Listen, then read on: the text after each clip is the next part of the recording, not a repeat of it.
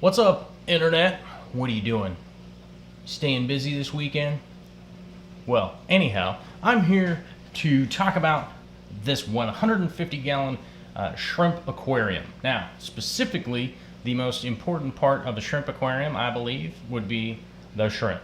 Neocaridina, otherwise known as cherry shrimp. They're a bright red little freshwater shrimp. Now, these are very confusing to a lot of people because they kind of get misrepresented out there as super hardy, doesn't really matter what you do with them kind of shrimp, which, you know, if I was to get into a real argument with anybody, I would say, yes, okay, you are pretty much correct. It's sort of into a certain degree, but I would say they do fall within a certain parameters for them to be successful. Now, they can survive in crazy water conditions with crazy fluctuations and still survive. But whether or not they're going to thrive and you're actually going to have a big colony, now that's going to be the big issue. More often than not, people only start out with between 5, 10, or maybe even 20 of a shrimp to begin a colony. And I think if you're starting out with that few shrimp, I think it would be in your best interest to try and get their water quality perfectly spot on, which is pretty easy to put together in my opinion, because these aren't super picky shrimp, but it's not so much that it's not that they're super picky, it's that most of their water parameters are fairly easy to put together. Now, if you want to talk about pH, let's talk about pH real quick. If you have a tank in between 6.8 and 7.2, somewhere right around in there, basically neutral, you're going to be falling right in the range of where these shrimp will pretty prolifically breed.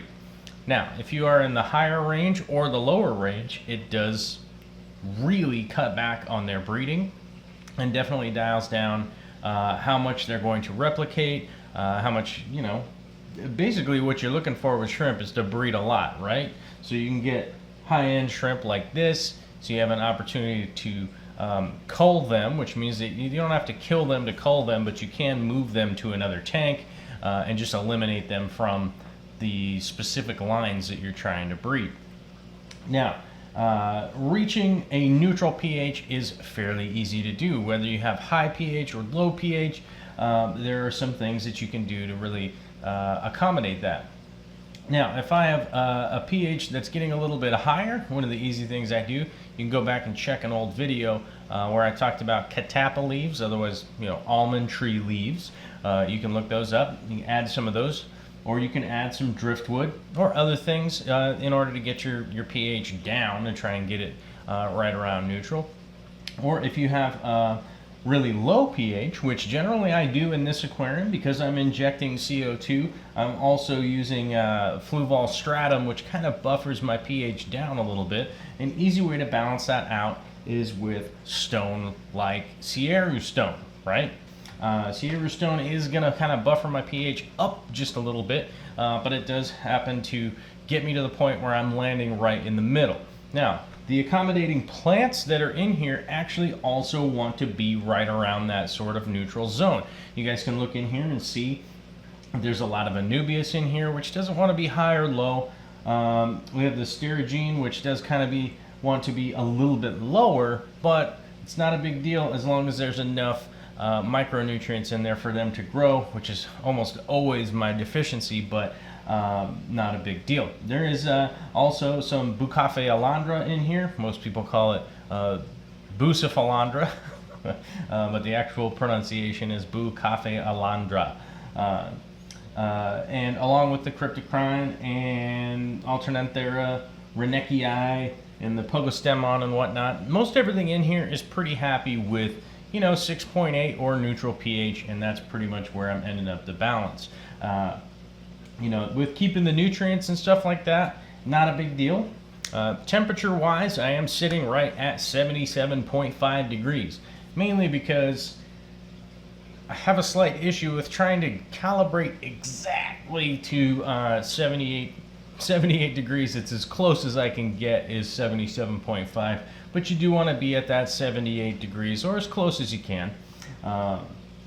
And with that temperature, it actually keeps their metabolism going, and then will also trigger them to keep breeding. Now, feeding is obviously something that almost always comes up and is super confusing. Two of the foods that I use, one of the main staples that I use is the, and I always say this wrong, Dinerla? Dinerla? Most people in America say Dinerel, which is not, I know is not right, because I've been corrected so many times that I'm just gonna keep getting it wrong. But Shrimp King is easy to look up. That definitely is pretty easy to look up. This is a basic food, and this is the complete version. This is the one that I recommend. They do have some other varieties, but I've gotten more success from the complete than the other ones, and you know, so that's kind of what I've been running with. I also use Repashy's, which also, as you can see here, this was a free sample bottle. So sample only, not for resale, was this bottle, but I definitely do buy Repashy foods. The Soylent Green is the one that I definitely recommend for shrimp colonies. Repashy is a really cool food that you do have to kind of make it. It's sort of like, it's literally like making Jello. So if you've ever made Jello before, it's not super complicated, but it does take a couple minutes. Whereas the Shrimp King, I don't really have to do anything ahead of time. It's pretty easy to add to the aquarium, and I've definitely gotten good results from both of these foods. Another food that I don't happen to have right here is the Shirakura, which is also is more like the Shrimp King here. It really is just a one-step kind of food, and it does make it pretty simple to utilize. It's just more of a just open it and drop it in there, and they get to it, you know, in time. They just go over and they break it up. It's kind of a hard little pellet kind of food. Most everything other than that is sort of just going to kind of be superficial things that you probably is ultimately going to be not a waste of time. There are things that you could calculate in the GH, the KH, all that kind of stuff. But generally speaking, if you are accommodating those early things I was talking about, like getting your pH correct, if you are dosing things like, or if you're adding, not dosing, but if you're adding things like Catappa leaves and things that will also, like Sierra Stone, that'll actually add you know, a little bit of calcium and stuff like that to the water, then you are going to be pretty good. When it comes time to test your GH and KH, you can accommodate for those if you really feel like you need to, but the most advice that I give to people is to go the naturalist way possible.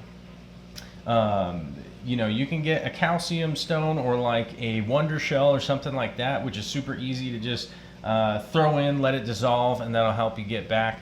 Or like I said, the Catappa leaves. But you do want to bear in mind to try and go as naturally as possible, so you don't have these big fluctuations in things that are going on with your shrimp tank.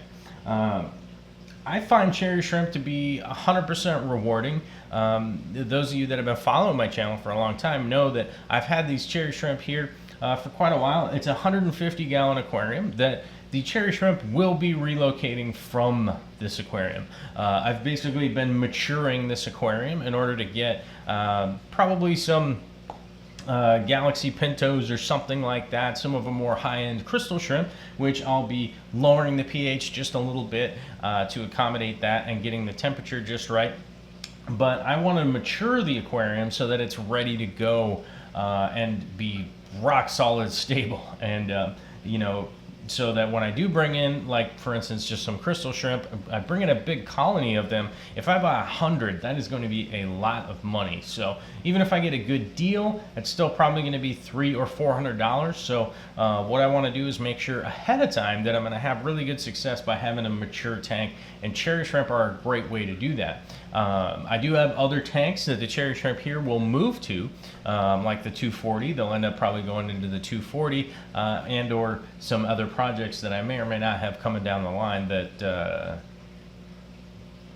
none of y'all know about. There might be some surprises, if you know what I mean. So hopefully this gives you kind of a jump off point, and maybe you're going to jump into doing some cherry shrimp at some point in time. I really hope you are. I'd love to hear your stories, or if you have any other questions or comments or complaints or concerns or whatever, post them down below. I'll also throw some links down there if you want to try and maybe find some Shrimp King food or something like that, make it a little bit easier on you. And hit the subscribe button and all that kind of stuff. And I'll be hollering at you later.